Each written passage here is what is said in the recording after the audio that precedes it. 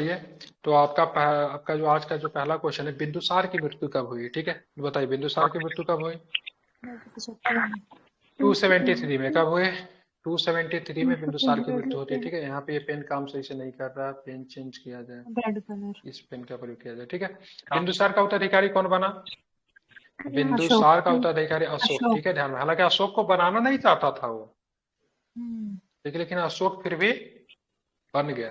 ठीक है, अशोक मगध के शासक कब नियुक्त किया गया, बताएंगे कब नियुक्त किया गया मगध का शासक? ठीक है, 269 इसका आंसर लेता है। ठीक है, 269। ठीक है, ध्यान रखेंगे। इसके मरने के 4 वर्षों के बाद, ठीक है, इसमें से 4 साल घटा दीजिए। ठीक है, तो 269 ईसा पूर्व उल्टा चलता है, पता है कि ये भी सिखाना पड़ेगा। ठीक है, ध्यान में रखिएगा। ठीक है, 269, लेकिन यहाँ पे 270 दिया हुआ है। 269 270 लेता है। किस साहित्य के अनुसार अशोक ने अपने भाइयों की हत्या कर दी? हम कई बार बता चुके इसके बारे में।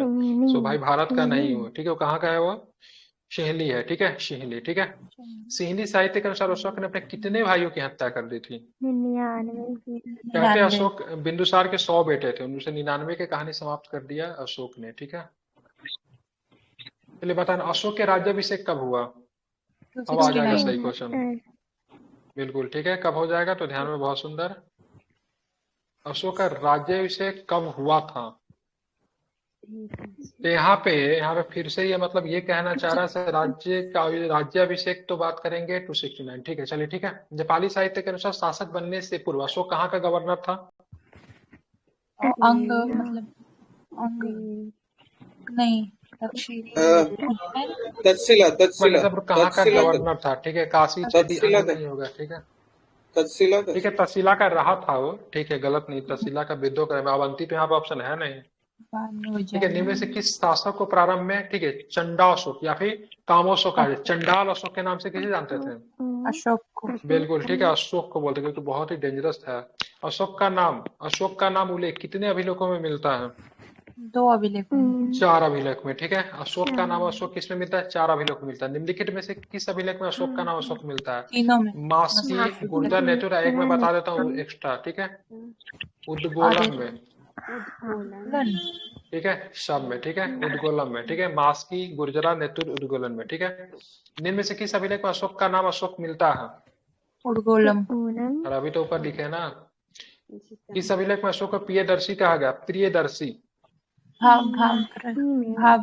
ध्यान में रखेंगे। ठीक है, भाबरू में। ठीक है, मास्की अभिलेख में अशोक को क्या कहा गया? मास्की अभिलेख में अशोक को क्या कहा गया है?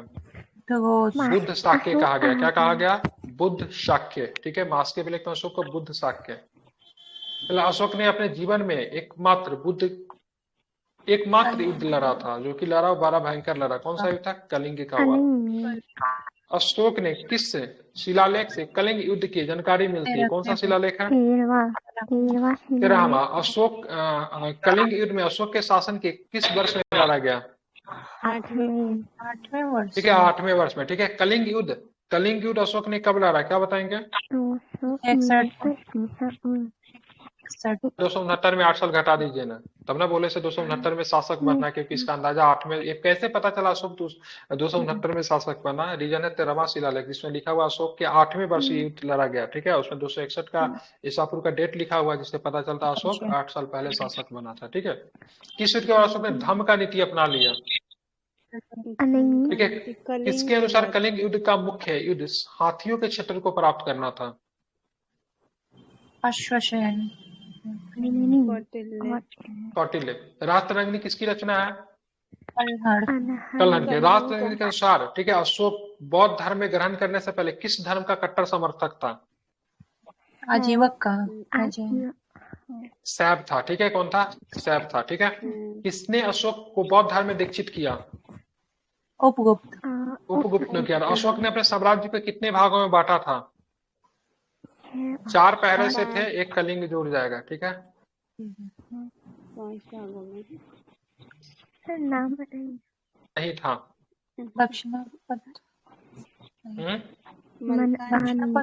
इनमें से कौन अशोक का साम्राज्य का प्रांत नहीं था? 124 का, 1 मिनट, 124 का सी।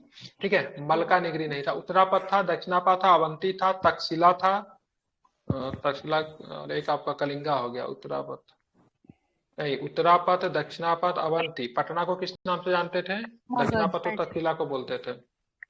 पाटलिपुत्र के लिए कोई और भी कोई शब्द प्रयोग होता था, याद नहीं आ रहा, दिया ही होगा। ठीक है, इधर पालीपुत्र, ठीक है। उत्तरापथ की राजधानी कहाँ थी? लखनऊ तक्षशिला, ठीक है, तक्षशिला थी। उत्तरापथ की राजधानी तक्षशिला थी। ठीक है। स्वर्णगिरी की राजधानी कहाँ थी? स्वर्णगिरी दक्षिणापथ की राजधानी थी। ठीक है, दक्षिणापथ, स्वर्णगिरी दक्षिणापथ। ठीक है, और उत्तरापथ की तक्षशिला थी। ठीक है। और अवंती की राजधानी कहाँ? अवंती की राजधानी कहाँ थी? उज्जैन हो जाएगा। क्या हो जाएगा इसका? उज्जैन हो जाएगा। और कलिंग की राजधानी कहाँ थी? कोसली थी। ठीक है। और यहाँ पे पूर्वी घाट की राजधानी जो थी पाटलिपुत्र थी, यही मैं बता रहा था। ठीक है, तो क्या हो गया? एक पूर्वी राज्य हो गया प्राची, जिसकी प्राची राजधानी करके कुछ बोलते थे। कुछ तो प्राची बोलते थे, याद नहीं आ रहा। इसका पाटलिपुत्र था, अवंती हो गया, और एक स्वर्णगिरी होगा जिसका दक्षिणापथ था। उत्तरापथ का बात करेंगे, तक्षशिला हो गया, और कलिंग की राजधानी तोसली थी। संपूर्ण मौर्य साम्राज्य की राजधानी कहाँ थी? तो संपूर्ण मौर्य साम्राज्य के सेंटर जो था कहाँ से चलता था? पाटलिपुत्र से। इस मौर्य शासक ने कश्मीर में श्रीनगर शहर की स्थापना की। ठीक है, तो अशोक ने की थी। किसने की थी? श्रीनगर की स्थापना अशोक ने थी। अशोक ने नेपाल के किस शहर की स्थापना की? विराट, ध्यान रखें, ललित पाटन का। किसका? ललित पाटन का। जूनागढ़ अभिलेख से किस संबंध, किस शासक से? जूनागढ़ अभिलेख से रुद्रदामन, रुद्रा दमन का जूनागढ़ अभिलेख। ठीक है। बात करेंगे तुषास्य अशोक के समय कहाँ का गवर्नर? तुषास्य अशोक के समय कहाँ का गवर्नर था? उज्जैन का था। उज्जैन का था। कहाँ का था? उज्जैन का था। ठीक है। अब आते हैं, तुषास किस प्रदेश का नागरिक था? तुषास की बात करें, किस प्रदेश का नागरिक था? ठीक है, यूनान का था। अशोक के बाद पूर्वी भाग का शासक कौन बना? अशोक के बाद पूर्वी भाग का शासक कौन बना? क्या बताएंगे? दशरथ बना। कौन बना? दशरथ। अशोक के बाद पूर्वी भाग का शासक कौन बना? दशरथ बना। ठीक है। पूर्वी भाग में कौन सा राज्य शामिल था? तो बिहार, उत्तर प्रदेश, बंगाल, सबके सब शामिल था। ठीक है। दशरथ ने अपनी राजधानी कहाँ बनाई? दशरथ ने अपनी राजधानी कहाँ बनाई? तो क्या बताएंगे? तो उसने पाटलिपुत्र बनाई। पश्चिमी भाग का शासक कौन बना? पश्चिमी भाग का शासक संप्रति बना। क्या बना? संप्रति। पश्चिमी भाग के अंतर्गत कौन सा राज्य था? राजस्थान, मध्य प्रदेश और गुजरात जो था पश्चिमी भाग के अंतर्गत आते थे। किसके बाद संप्रति को मौर्य वंश का सबसे शासक कहा गया? किसके बाद संप्रति मौर्य वंश का? बिल्कुल, अशोक के बाद संप्रति। राजतरंगिणी किस राज्य से संबंधित है? राजतरंगिणी कश्मीर से। ठीक है। राजतरंगिणी के अनुसार कश्मीर क्षेत्र का शासक कौन बना? ठीक है, कश्मीर क्षेत्र का उसका नाम बताइए। जालोक बना था। कौन बना था? जालोक। ठीक है। निम्न में से कौन मौर्य वंश का अंतिम शासक था? मौर्य वंश का अंतिम शासक कौन हो जाएगा? बिल्कुल, ध्यान में, बृहदरथ हो जाएगा। ठीक है। अंतिम मौर्य शासक बृहदरथ की हत्या किसने की? तो पुष्यमित्र शुंग ने की थी। ठीक है। पुष्यमित्र शुंग कौन था? ब्राह्मण था। ठीक है। बात करेंगे बृहदरथ की हत्या कब की गई? ध्यान में रखेंगे तो ध्यान में रखना कब की गई, तो इसको ध्यान में रखना है 185 में की गई। ठीक है। मौर्य वंश के बाद मगध पे किसका शासन आया? तो शुंग वंश का। अशोक मौर्य वंश का कौन सा शासक था? तो पहला चंद्रगुप्त मौर्य, दूसरा बिंदुसार, तीसरा अशोक। ठीक है। कितने नंबर पे था? ठीक है, कितने नंबर? तीसरा नंबर पे। पहला चंद्रगुप्त मौर्य, फिर बिंदुसार, फिर अशोक। धम्म शब्द किस भाषा के धर्म का प्राकृत है? धम्म शब्द किस भाषा से? पाली भाषा से। संस्कृत नहीं, धर्म शब्द किस भाषा का धर्म का प्रारूप है? ठीक है। धर्म जो है संस्कृत।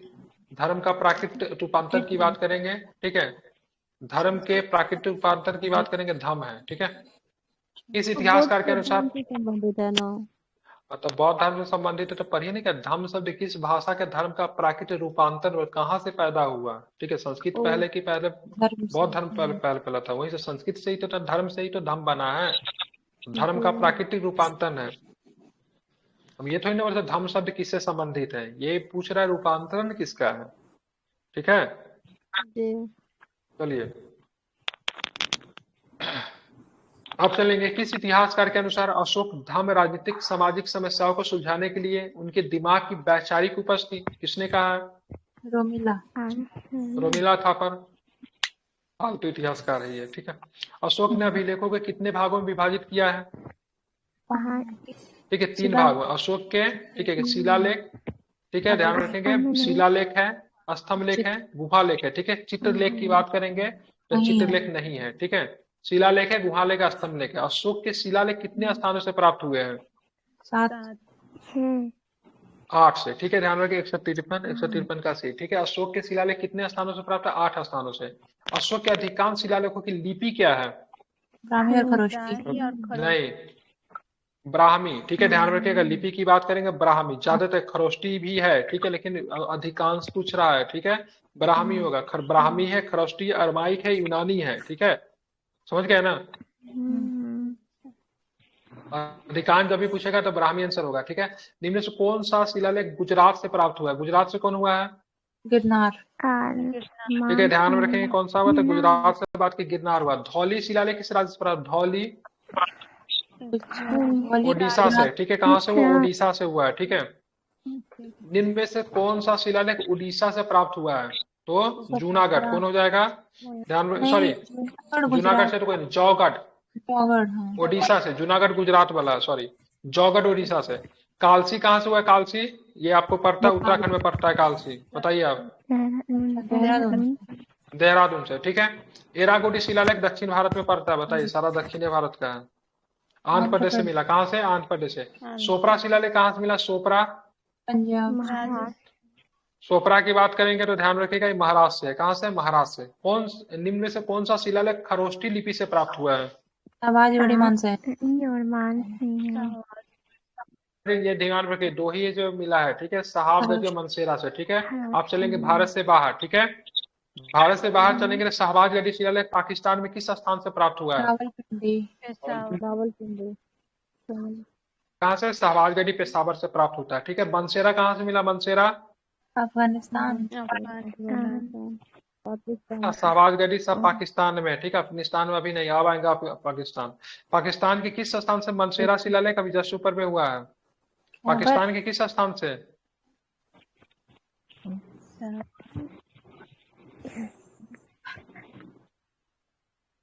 स्थान हजारा, ठीक है। सासाराम के लघु शिलालेख किस राज्य से प्राप्त हुआ? सासाराम शिलालेख किस स्थान से प्राप्त हुआ? रूपनाथ, ध्यान रखिएगा, जबलपुर से, ठीक है। गुर्जरा लघु शिलालेख किस राज्य से प्राप्त हुआ? गुर्जरा शिलालेख मध्य प्रदेश है, ठीक है। मध्य प्रदेश के किस स्थान से गुर्जरा लघु शिलालेख प्राप्त हुआ है? दतिया से, कहाँ से? दतिया से, ठीक है। भारभू लघु शिलालेख कहाँ से प्राप्त हुआ? भारभू शिलालेख मध्य प्रदेश। गुजरात।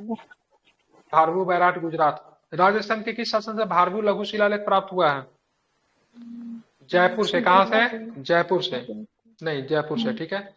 मास्की लघु शिलालेख किस राज्य से प्राप्त हुआ? मास्की दक्षिण भारत में है, कर्नाटक। कर्नाटक के किस शासन से मास्कू शिलालेख प्राप्त हुआ है? ब्रह्मगिरी।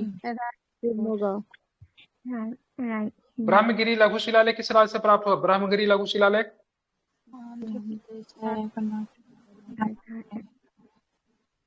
मौर्य काल में सिक्कों को क्या कहा जाता था?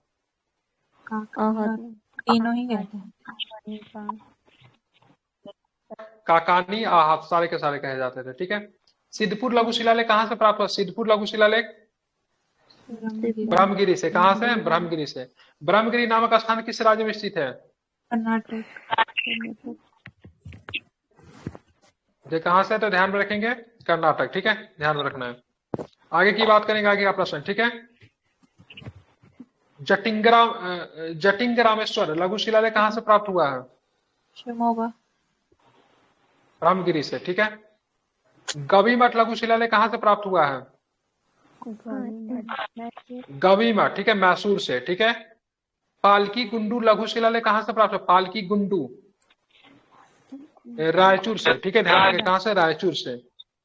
राजुल मंडागिरी लघु शिलालेख कहाँ से प्राप्त हुआ? राजुल मंडागिरी लघु शिलालेख आंध्र प्रदेश से। अहरौरा लघु शिलालेख कहाँ से प्राप्त हुआ? अहरौरा लघु शिलालेख मिर्जापुर से, उत्तर प्रदेश पड़ता है। अशोक के बड़े स्तंभ लोगों की संख्या कितनी है?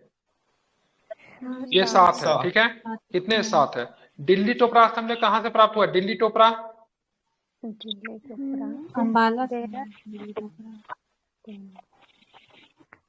दिल्ली टोपरा मेरठ, अंबाला। क्या होगा इसका आंसर? अंबाला है, ठीक है। आप चलेंगे आगे, ठीक है। सिसरवा स्तंभ कहाँ से प्राप्त है? सिसरवा उत्तर प्रदेश। दिल्ली टोपरा स्तंभ कौन शासक दिल्ली लाया? फिरोज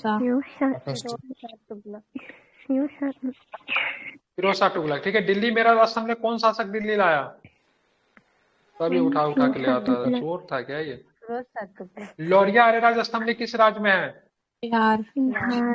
प्रयाग स्तंभ लेक किस राज्य में है? उत्तर प्रदेश। प्रयाग स्तंभ लेक पहले कहाँ पे था? कौशाम्बी। कौशाम्बी में। किस शासक ने प्रयाग स्तंभ लेक को इलाहाबाद के किले में रखवाया? अकबर। अकबर के कहने पे, ठीक है, जहांगीर ने रखवाया था, ठीक है। सारनाथ लघु स्तंभ लेक किस राज्य से प्राप्त है? जहांगीर के बारे में नाम भी लिखा हुआ है इसमें, ठीक है। उत्तर प्रदेश। सारनाथ लघु स्तंभ लेक किस राज्य स्थित में है? किस राज्य में है? उत्तर प्रदेश में। सारनाथ लघु स्तंभ लेक कहाँ पे स्थित है? बनारस के पास में पड़ता है, ठीक है। कौशाम्बी लघु स्तंभ किस राज्य, कौशाम्बी लघु स्तंभ लेक कहाँ से प्राप्त हुआ है? बनारस। इलाहाबाद।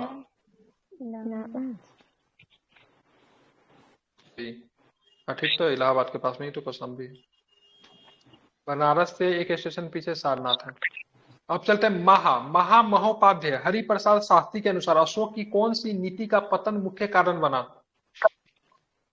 धार्मिक नीति, बौद्ध धर्म को ज्यादा प्रसार देना। हेमचंद्र राज चौधरी के अनुसार अशोक के पतन का मुख्य कारण क्या था? अहिंसा, शांति प्रिय। बिल्कुल, अहिंसा और शांति प्रिय, ठीक है। ये सबसे पतन का मुख्य कारण। रुमनी देई लघु स्तंभ लेख किस देश में प्राप्त हुआ है? नेपाल में, ठीक है। निगाली गांव लघु स्तंभ लेख किस देश से प्राप्त? निगाली गांव नेपाल। यह भी नेपाल, ठीक है। ध्यान रखें। अशोक के सबसे लंबा शिलालेख कौन सा है? 7वां। ठीक है, ध्यान रखें, 7वां। बहुत। अशोक का सबसे छोटा शिलालेख? रुमनीदेई। रुमन्नीदेई, ठीक है। किस स्तंभ में अशोक की रानी कारूबाकी द्वारा दान दिए जाने का उल्लेख है? कौशाम्बी, प्रयाग। बी और सी, ठीक है, ध्यान रखेंगे, ठीक है। चलिए, किस अभिलेख को रानी का अभिलेख भी कहा जाता है? बहुत इंपॉर्टेंट है। प्रयाग, कौशाम्बी। प्रयाग और कौशाम्बी को, ठीक है, ध्यान में। रानी का अभिलेख, ठीक है। किस स्तंभ लेख से अशोक ने धार्मिक स्थल की यात्रा संबंधी जानकारी मिलती है? सांची। रुमन्नीदेई से, ठीक है। निम्न से किस स्तंभ से कराधान की चर्चा की गई? कराधान की चर्चा रुमनीदेई। रुमन्नीदेई से, ठीक है, ध्यान में रखेंगे, ठीक है। राज्याभिषेक के 20वें वर्ष अशोक ने कहाँ की यात्रा की? श्रावस्ती की। बताइए, कहाँ की यात्रा की? लुम्बिनी की यात्रा की, ठीक है, लुम्बिनी की यात्रा, ठीक है। अशोक ने अपनी लुम्बिनी की यात्रा के समय भूमिकर घटाकर कितना कर दिया? 1/6। 1/8 होना चाहिए। 1/8, 12.5%, ठीक है। किस शासक ने अपने अभिलेख में कहा कि सभी मनुष्य मेरी संतान है? अशोक। ठीक है। किस अभिलेख में अशोक ने सभी मनुष्यों को अपनी संतान कहा है? ठीक है, बी और सी में। धौली और मतलब जौगढ़ में। किस शासक ने मनुष्य एवं पशुओं के लिए अलग अलग चिकित्सालयों की स्थापना करवाई? अशोक। ठीक है, अशोक ने। किस अभिलेख से पता चलता है कि अशोक अपने मनुष्य एवं पशुओं के लिए चिकित्सा बनवाए? गिरनार से। किससे पता चलता है? गिरनार से पता चलता है, ठीक है। किस अभिलेख से प्रभावित होकर बहलियों मछुआरों ने जीव हिंसा त्याग दी? कंधार।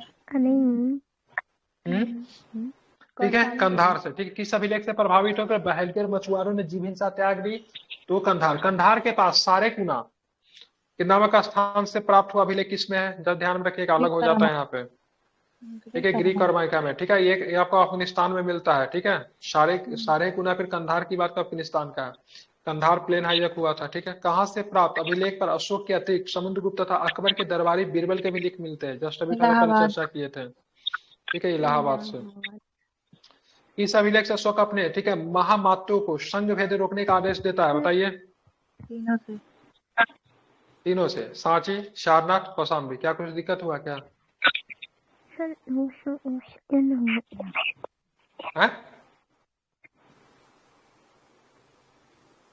जय शिलालेख एक मात्र अभिलेख है जो कि पत्थर की पट्टियों पे कूदा हुआ है। बताइए, भारभू।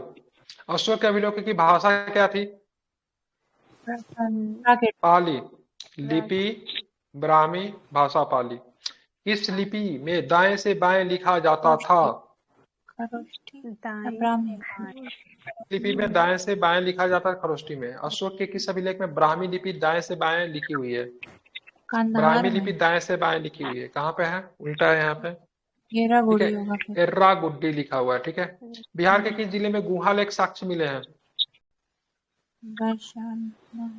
गया में। निम्न से किस पहाड़ी पे गुफाओं में गुहा लेख मिले हैं? नागार्जुन, कर्ण चौपड़। ठीक है, बराबर, सॉरी, नागार्जुन कंचोपर में, बराबर में नहीं, ठीक है, ए और सी। ठीक है, ध्यान रखो, 119 का बी आंसर लिया, सॉरी, अरे, बराबर की गुफाओं। जिनमें से किस पहाड़ी की गुफाओं में, ठीक है, बराबर की पहाड़ी था, इसे तो गुफा का नाम था, ठीक है, सही तो है। निम्न से किस शासक ने गुहा लेख अंकित करवाया? अशोक ने। अशोक। किसने करवाया? तो ध्यान रखिए, किसने करवाया था? 220 का आपका हो जाएगा, क्या हो जाएगा? सी, ठीक है, अशोक ने। अशोक ने किस धर्म के साधुओं को गुहा दान दे बौद्ध दिया? धर्म। बौद्ध धर्म को। आजीव। हम्म ध्यान में रखिएगा, आजीवक सबसे को पहले इसने किसी ने आजीविकों को दिए थे, ठीक है। गुहा की भाषा क्या थी? पाली होगी या प्राकृत, ठीक है। निम्न से किसने मोरों की सीमा को भारत की वैज्ञानिक और भौगोलिक सीमा कहा? ऊपर। किसने कहा? गलत है, रड। स्मिथ ने कहा। किसने कहा? स्मिथ ने कहा, ठीक है। चलते हैं आगे, आगे चलेंगे तो क्या प्रश्न है, ठीक है। चंद्रगुप्त मौर्य में बिंदुसार के समय मौर्य साम्राज्य कितने प्रांतों में विभक्त था? 4। 4 था, अशोक ने एक शामिल किया था, ठीक है। उत्तरापथ के अंतर्गत निम्न से कौन सा राज्य आता था उत्तरापथ में? तीनों ही आते थे। में जम्मू कश्मीर, कौन सा राज्य आता था बताइए? हिमाचल, उत्तराखंड, तीनों होगा। तीनों होगा, हाँ। ठीक है, इसका आंसर हो उत्तराखंड। जाएगा तीनों, ठीक है। जम्मू कश्मीर, हिमाचल प्रदेश, उत्तराखंड सब आता था उत्तरापथ में। निम्न से कौन सा अवंती के अंतर्गत आता था? अवंती तीनों आएगा। मध्य प्रदेश। सारे के सारे आते थे, ठीक है। दक्षिणापथ के अंतर्गत कौन सा राज्य आता था? तीनों। सारे ही आ जाएंगे। मौर्य प्रशासन के अंतर्गत स्थानिक को कितने गांव आते थे? स्थानिक 500। 500। ठीक है, ध्यान में कितने गांव आते थे? आपको ध्यान रखना है कितने गांव आ जाएंगे, तो ध्यान में रखना है 800 गांव, ठीक है। स्थानिक का मतलब 800 गांव, ठीक है। 128 का एक मिनट चेक कर लेना, डी, ठीक है। मौर्य प्रशासन का जगह, ठीक है। द्रोणमुख में कितने गांव थे? द्रोणमुख में 400। कितने? ठीक है, 400, ठीक है। द्रोणमुख में 400 और यहाँ पे स्थानिक में 800। मौर्य प्रशासन के तहत खवाटिक के अंतर्गत कितने आ रहे? खवाटिक 300। 200, 200, 200। मौर्य प्रशासन के अंतर्गत संग्रहण के अंतर्गत कितने गांव आते थे? 100। 100, 200, 400, 800, ठीक है। मौर्य प्रशासन के अंतर्गत ग्रामीण क्षेत्र के प्राप्त राजस्व को क्या कहा जाता था? कर। राष्ट्र कहते थे। क्या कहते थे उसको? राष्ट्र। मौर्य प्रशासन के अंतर्गत ग्रामीण क्षेत्र से प्राप्त राजस्व को राष्ट्र कहते थे, ठीक है, ध्यान में रखेंगे। आप चलेंगे आगे, ठीक है। मौर्य प्रशासन के अंतर्गत नगरीय क्षेत्र से, ठीक है, प्राप्त राजस्व को क्या कहा जाता था? हाट या दुर्ग। दुर्ग बोलते थे। क्या बोलते थे उसको? दुर्ग बोलते थे, ठीक है। मौर्य प्रशासन के तहत निम्न में से कौन सा राजस्व इकट्ठा करता था? समाहर्ता। समाहर्ता। क्या बोलते थे बताइए? 134 पे क्या हो जाएगा? ठीक है, समाहर्ता, ठीक है, ध्यान रखें। निम्न में से कौन सा अर्थशास्त्र का लेखक है? कौटिल्य। कौटिल्य, ठीक है, ध्यान रखें। अर्थशास्त्र के उच्च अधिकारी को क्या कहा जाता था? तीर्थ। हम्म पंथ या क्या बोलते थे? ध्यान रखेंगे, क्या बोलते थे उसको? समस्या मेरी समस्या थोड़ी ना है, तीर्थ बोलते थे, ठीक है। अर्थशास्त्र में कितने तीर्थों का उल्लेख है? 18। ठीक है, 18 तीर्थ है, ठीक है। तीर्थों के अध्यक्ष को क्या कहा जाता? तीर्थ के अध्यक्ष को क्या बोलते थे? महामात्य। मिनिस्टर साहब। निम्न में से कौन सा मौर्य प्रशासन के तहत, ठीक है, जिले में कानून की व्यवस्था देखता था? समाहर्ता बोलते थे, कलेक्टर साहब। निम्न में से कौन मौर्य शासन के अंतर्गत जनपद का प्रधान होता था? युवराज। 40 का डी, समाहर्ता, जनपद का प्रधान, ठीक है, समाहर्ता, ठीक है। मौर्य प्रशासक कोषाध्यक्ष को क्या बोलते थे? सानिधाता। सन्निधाता, ठीक है। निम्न में से कौन सा राजकीय भूमि का अधिकारी होता था? अध्यक्ष। शीताध्यक्ष। क्या होता था उसको? क्या बोलते थे? शीताध्यक्ष बोलते थे। कारखाना में व्यापार का अधीक्षक को क्या बोला जाता था? पण्याध्यक्ष। पण्याध्यक्ष बोलते थे, ठीक है, ध्यान में रखेंगे। आगे चलेंगे, ठीक है, बताना है, ठीक है। निम्न में से कौन सा धातु नियंत्रक था? धातु का नियंत्रण करने वाला को कौन बोलता था? लोहाध्यक्ष। लोहाध्यक्ष, ठीक है। निम्न में से कौन चरागाह का अधिकारी था? चाराध्यक्ष। विविता। चरागाध्यक्ष, चाराध्यक्ष लालू यादव। निम्न से कौन सा चरागाह अधिकारी था? विविताध्यक्ष, ठीक है, ध्यान में रखेंगे, ठीक है। क्या नाम था? बाट एवं तराजू का अधिकारी कौन था? किनका माइकी को कर रहा है? क्या बोलते थे बाट एवं तराजू का? क्या बताएंगे? ठीक है, पौतवाध्यक्ष, ठीक है। सिक्का निरीक्षक अधिकारी को क्या बोलते थे? रूप दर्शक। रूप दर्शक, ठीक है। क्षेत्रीय गवर्नर व शांति और न्याय का रक्षक क्या कहलाता था? रज्जुक। हम्म क्या बोले? रज्जुक बोलते रहे। राजा का निजी सचिव क्या कहलाता था? फाटक। क्या बोलते हैं राजा के निजी सचिव को? प्रतिवेदक। प्रतिवेदक कहते थे। टकसाल का अधिकारी क्या होता था? लक्षणाध्यक्ष। क्या बोलते थे उसको? लक्षणाध्यक्ष। एग्रोनोमाई क्या होता था? कृषि, सिंचाई और जिले। कृषि और सिंचाई। एग्रोनोमाई क्या था? एग्रोनोमाई जिले का अधिकारी को एग्रोनोमाई कहते थे। इनमें से कौन सा नगर अधिकारी था? एस्ट्रोनोमई। ठीक है, एरिस्टोनोमाई। मौर्य प्रशासनिक व्यवस्था में नगर प्रशासक का सर्वाधिक विवरण किसके विवरण से मिलता है? मेगास्थनीज। मेगास्थनीज। मेगास्थनीज नगर प्रशासन को 5 व्यक्तियों की कितनी समितियों में बांटा था? 6 समिति। 6। मौर्य प्रशासन काल में फौजदारी न्यायालय को क्या कहा जाता था? सील शोधक। नहीं, कंटक शोधक बोलते थे। मौर्य काल में, ठीक है, न्याय प्रशासन का अधिकारी कौन होता? न्याय प्रशासन का अधिकारी मंत्री, सम्राट। सम्राट। अर्थशास्त्र का संपूर्ण डैश अध्याय कंटक शोधन अदालत विषय पे लिखा गया है। कंटक शोधन जो कि फौजदारी न्यायालय था। अध्याय। ठीक है, चतुर्थ। ठीक है, मौर्य काल में गुप्तचरों को क्या कहते थे? गुड पुरुष। गुड पुरुष। कौटिल्य ने किसे राजा की आंख कहा है? गुप्तचर को। गुप्तचर को। मौर्य काल में अर्थव्यवस्था का प्रमुख आधार क्या था? कृषि। कृषि। ठीक है, कृषि, पशुपालन, व्यापार, वाणिज्य आदि को सम्मिलित रूप से अर्थशास्त्र में क्या कहा गया है? वार्ता कहा गया। मौर्य काल में कर की दर कितनी थी? 1/6। निम्न में से कौन सा शहर, ठीक है, मौर्य काल में रेशम उद्योग के लिए प्रसिद्ध था? काशी पुंड्रू। काशी और पुंड्रू। काशी और पुंड्रू। ठीक है, मौर्य काल में कौन सा शहर मलमल के उत्पादन के लिए प्रसिद्ध था? काशी। बंग। ठीक है, कौन सा? बंग। ठीक है, आगे चलेंगे। ठीक है, चलो, मौर्य काल में रेशम कहाँ से मंगाई जाती थी? चाइना से। हाँ, बिल्कुल। ठीक है, मौर्य काल में डैश की आहत मुद्राएं प्रचलित थी? सोने के सिक्के। सोने। ठीक है, ध्यान रखें, सोने। ठीक है, आहत मुद्रा पे किसका चित्र अंकित होता था? मयूर, पर्वत। ठीक है, मयूर का, पर्वत का, अर्धचंद्र का, सारे। ठीक है, इनमें से कौन सा मौर्य काल में एक कर था? बलि। एक कर था। बाली। ठीक है, इनमें से कौन सा नमक कर था? नमक कर कौन था? हिरण्य था। हिरण्य को नमक कर कहते थे। ठीक है, ध्यान रखेंगे। जो लोग स्वयं सिक्के बनाते उन्हें राज्यों को कितना प्रतिशत ब्याज देना पड़ता था? 12.5। 13.5% लिखा हुआ है। ठीक है। ठीक है, ध्यान रखें, 13.5%। ठीक है, खुद भी बना सकते थे। लोग सिक्कों को बनाने के बाद में राज्यों का कौन सा कर देते थे? रूपी का परीक्षण। रूपी का और परीक्षण देते थे। ठीक है, रूपी का और परीक्षण। ठीक है, मौर्य काल के भूस्वामी को क्या कहा जाता है? क्षेत्रक। क्षेत्रक। मौर्य काल में काश्तकार को क्या कहा जाता है? उपवास। ठीक है, निम्न में से किस इतिहासकार के अनुसार अशोक ने पतन का कारण प्रशासन का केंद्रीयकरण था? आर एस शर्मा होंगे। रोमिला थापर नहीं बताया। किसने बताया? रोमिला थापर।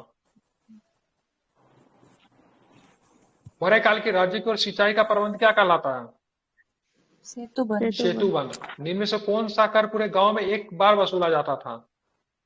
गुप्त कर। पिंड कर। कौन सा? पिंड कर।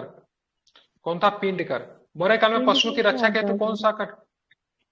हाँ, कुछ प्रकार का टैक्स रहा होगा, देखना पड़ेगा इसको। पिंड कर। ठीक है, कौन सा काल में पशु की रक्षा के हेतु कौन सा कर लिया जाता था? यहीं पे अगर दे दिएगा ना। नहीं, 277 का से विविध। ठीक है, विविध चराई वाला पे विविध अधिकारी होता था ना, तो पशु की रक्षा के हेतु यही लिया जाता था। मौर्य काल में निःशुल्क एवं सर्वथा बेगार क्या कहलाता था? बेगार कहलाता था ये खराज।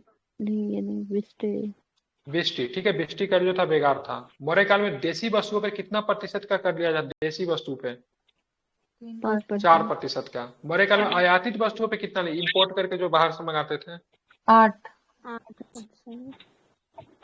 10% था। ठीक है, मौर्य काल में उत्तरापथ कहाँ से कहाँ तक जोड़ता था? उत्तरापथ उज्जैन तक। पाटलिपुत्र तक्षशिला को जोड़ता था उत्तरापथ। ठीक है, ध्यान रखें, किसको? पाटलिपुत्र तक्षशिला को। मौर्य काल में हिमवत मार्ग किस ओर जाता था? हिमवत हिमालय की तरफ जाता था, लेकिन कौन सा हिमालय? उत्तर हिमालय। ठीक है, मौर्य काल के लिए डैश विदेशी व्यापार का प्रमुख केंद्र था? पाटन। तक्षशिला। नहीं, तक्षशिला से ठीक है, आप चलते आगे। ठीक है, निम्न में से कौन सी पश्चिमी घाट पे स्थित बंदरगाह था? ये इंपॉर्टेंट क्वेश्चन। तीनों ही थे। ठीक है, ए बी सी। ठीक है, सोपारा, बारबेकिरा, मुंजिरिस। निम्न में से कौन सा पूर्वी घाट पूर्वी घाट पे स्थित प्रमुख बंदरगाह कौन था? ताम्रलिप्ति। कई बार पूछा, त्रामलिप्ति। ठीक है, निम्न में से कौन सा सत्य है? शुल्क की बात करेंगे, चुंगी कर, वर्तनी की बात करें, सड़क कर, गुल्मदेह की बात करें, बरमार से रक्षा कर। कौन सा सही है? तीनों। तो कौटिल्य के अर्थशास्त्र के अनुसार राज्य के कितने अंगों का वर्णन किया गया? सप्तांग। सात। ठीक है, प्लिनी के अनुसार चंद्रगुप्त की सेना में कितने पैदल सिपाही थे? 5 लाख। 6 लाख। ठीक है, युद्ध क्षेत्र में सेना का संचालन करने वाले अधिकारी को क्या बोलते थे? सेनापति, नायक। ठीक है, नायक बोलते थे। क्या बोलते थे? नायक बोलते थे। मौर्य काल में अस्थायी सेना को क्या कहा जाता था? हेमंत। ठीक है, मॉल बोलते थे। क्या बोलते थे? मॉल। ठीक है, मौर्य काल जंगली सेना को क्या बोला जाता था? नामे से पता चल जाएगा। अरण्य बल। अरण्य बल। आठवीं। ठीक है, ध्यान में, अटावी। ठीक है, अटावी। ठीक है, मौर्य काल में किराए पर ली जाए सेना को क्या बोलते थे? भितरक। ठीक है, भितरक। मौर्य काल में राजकीय मुद्रा क्या थी? पन।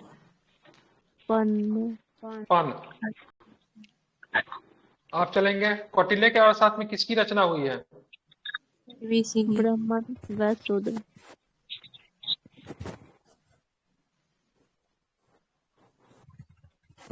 दास और कर्मकार। सॉरी, दास और कर्मकार का, सेवक का नहीं है। पहले बताना है। ठीक है, मौर्य काल में ठीक स्वतंत्र रूप से वेश्यावृत्ति करने वाली स्त्रियां क्या कहलाती थी? नगरवधु। नगर, वो वेश्या नहीं थी वो लोग। ठीक है, वो लोग क्या नृत्य करके मतलब वो करते थे। ठीक है, रूपा जीवा, स्वतंत्र रूप से वेश्यावृत्ति करने वाली को रूपा जीवा। मौर्य काल में स्वतंत्र रूप से जीवन व्यतीत करने वाली महिला क्या कहलाती थी? अब क्या कल पढ़ेंगे, मौर्योत्तर विहार पढ़ेंगे। ठीक है, ध्यान में रखेंगे।